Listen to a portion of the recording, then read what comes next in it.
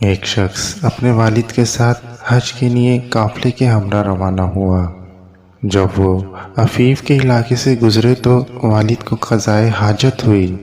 بیٹے نے باپ کو اونٹ سے نیچے اتارا۔ باپ قضائے حاجت کے لیے گئے اور بیٹے سے کہا کہ تم قافلے کے ہمراہ جاؤ، میں آتا ہوں۔ کچھ دیر گزری تو بیٹے نے پایا کہ قافلہ دور آ چکا ہے اور والد اب تک نہیں آئے۔ وہ دوڑا دوڑا والد کے پاس پہنچا اور انہیں کاندھے پر اٹھا کر واپس قافلے کی سمت دوڑنے لگا۔ یکایک بیٹے نے محسوس کیا کہ اس کے چہرے پہ نمی گر رہی ہے۔ وہ یقیناً اس کے والد کے آنسو تھے۔